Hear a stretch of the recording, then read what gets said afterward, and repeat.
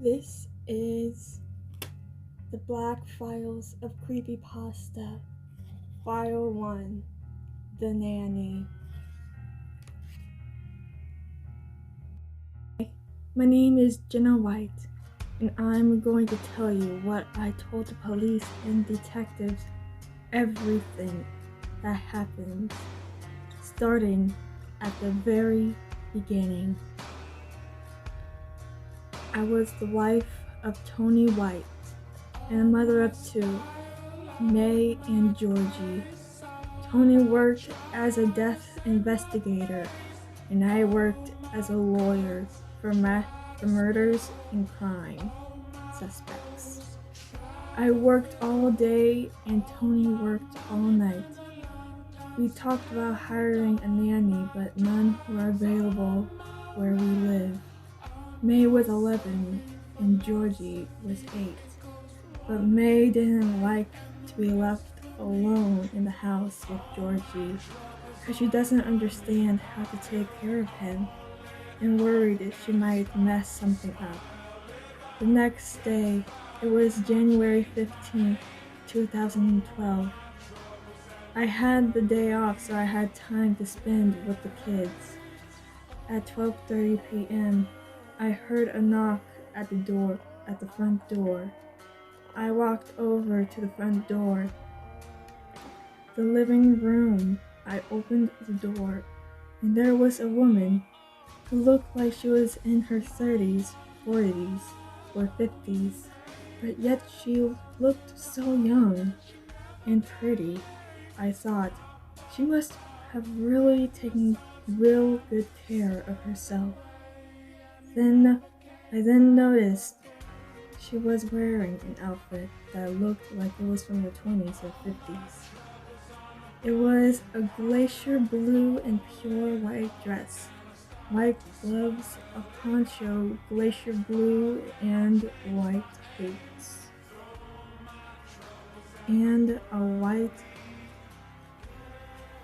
sun hat with red roses on it.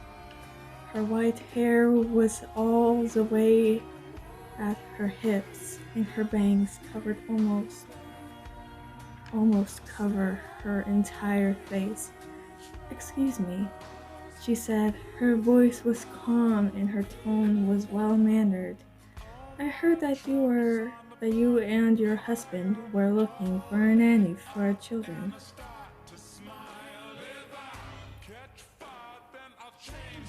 "Yes, we are," I replied. I let her in and showed her my office. When she sat down, I said, "I was wondering if it was okay if I could interview you so I'll know that you're suited for the job." "Sure, I'm okay with it," she replied. "My name is Rosemary Williams. I'm 47 years old, and I cook, clean, sing, and I love to take care of children. But I would like to be addressed as Miss Rosemary, Miss Rose, or Miss Williams." I was shocked, to be honest, of how formal she is. I called Tony and told him about Rosemary, and he was okay with it. Everything was going smoothly, and I was surprised at how perfect she does with everything. It's February 1st, 2012. I've noticed that the children and Rosemary have been acting off lately. Like May and Georgie have been paranoid and nervous for some reason, especially around Rose.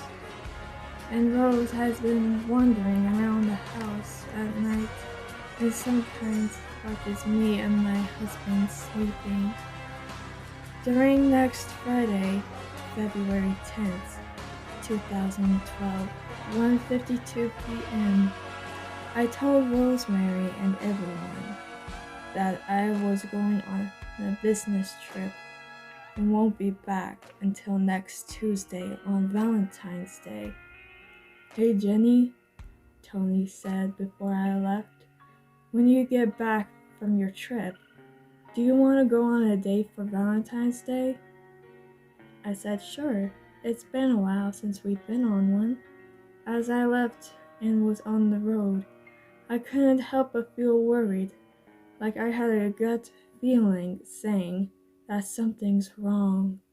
But I just shrugged it off and went on about my business. When I was on my way back from my business trip, I thought of what Tony had planned for our date today for Valentine's Day. I pulled up in the driveway, got out of the car. I went to unlock the door, but it wasn't locked. I walked inside and headed towards the living room and screamed in terror and despair. My husband and children dead. I grabbed my phone and called 911, telling them my family had been murdered.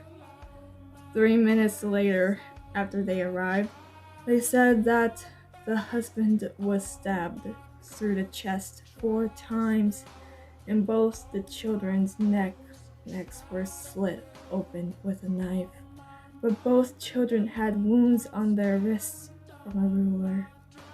I couldn't believe it. The woman that I hired as a nanny tortured and traumatized my children. When they brought me to the police station to ask a few questions, I told them that it was the nanny that I hired to take care of the kids, Rosemary Williams, and described what she looked like. But they said that there were no records or evidence of there being a woman named Rosemary Williams. I stared in disbelief and said that it must have been a cover name, but they will look into this, and will bring justice to me and my family. Ever since that experience, I developed having trust issues, and I thought to myself every day, reminding myself every day, you can't trust anyone, no matter what.